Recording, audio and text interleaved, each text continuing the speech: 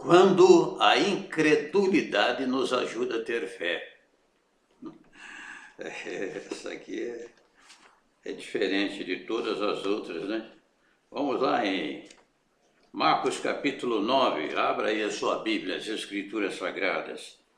Eu pego qualquer versão da Bíblia, das Escrituras, e no ato da leitura a gente faz a devida transliteração.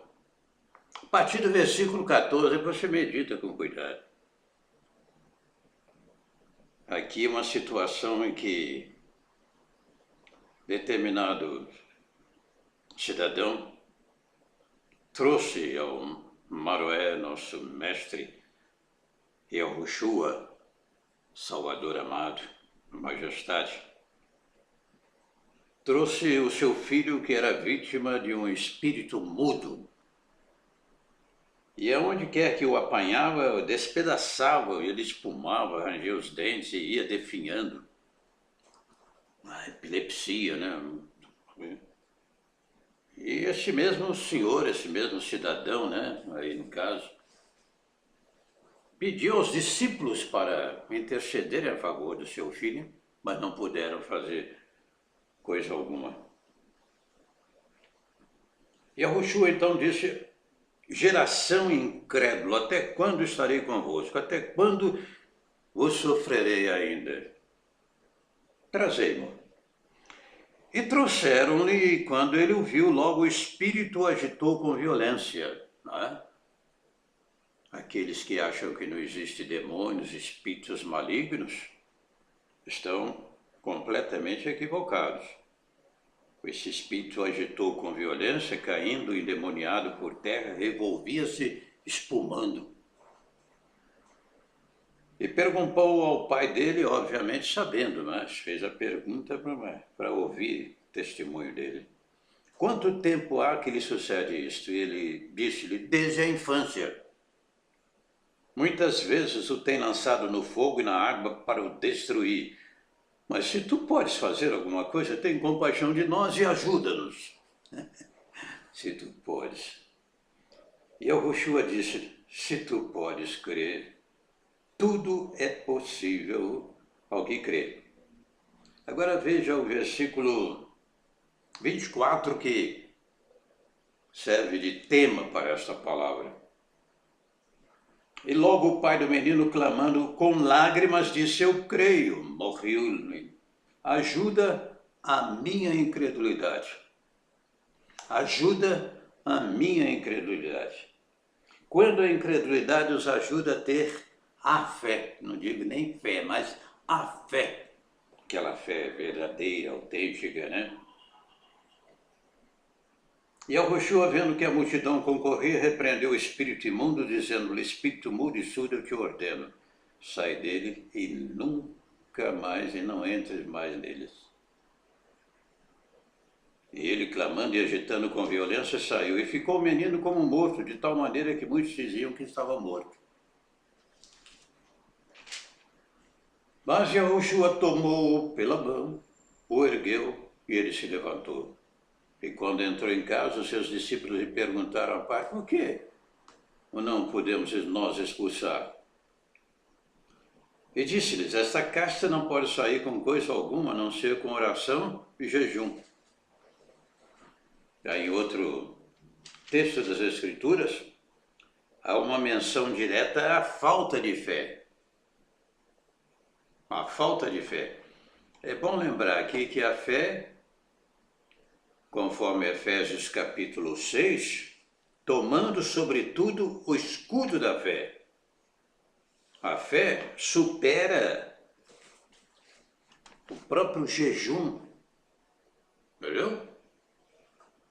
Supera as práticas que nós achamos ser ou serem indispensáveis para conquistarmos a verdadeira fé. Entendeu? A fé, ela é, portanto, um dom. E se é um dom, ela é gratuita e é independente. Não depende de práticas de cilícios, de sacrifícios.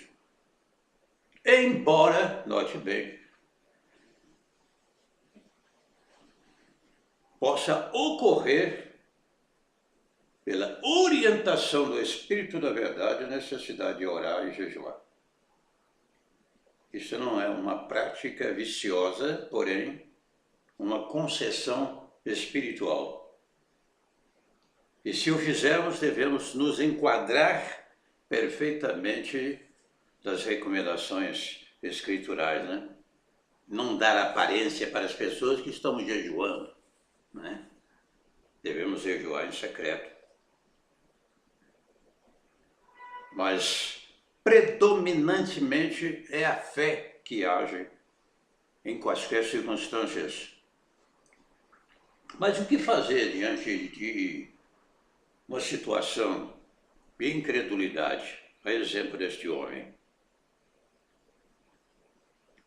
A sua incredulidade acabou pelo gesto de misericórdia de Yahushua, concedendo-lhe a fé verdadeira.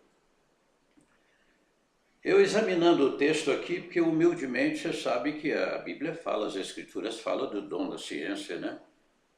Não é mesmo? O dom do conhecimento, a sabedoria da ciência, né? E a gente que é um humilde pesquisador, examinando o texto aqui, eu vejo no comportamento desse homem muita sinceridade. Vou exemplificar aqui com o fato que aconteceu comigo visitando uma determinada cidade onde eu fui criado há muitos anos. Depois de quase 30 anos, resolvi aparecer por lá. Revendo ali meu irmão, amigos e tal. E dentre esses amigos há um que sofre essa carência de fé. E ele confidenciou isso para mim. Eu achei a atitude dele válida, porque ele usou de sinceridade. E eu repeti para ele o seguinte: olha, isso mesmo, procure chegar diante do Altíssimo com toda sinceridade, abra o seu coração. Tem gente que morre de medo de falar para ele: será que tu existe mesmo? Será que a Bíblia é verdade mesmo? Ele já está sabendo disso há muito tempo, rapaz. Fala logo, abre o seu coração.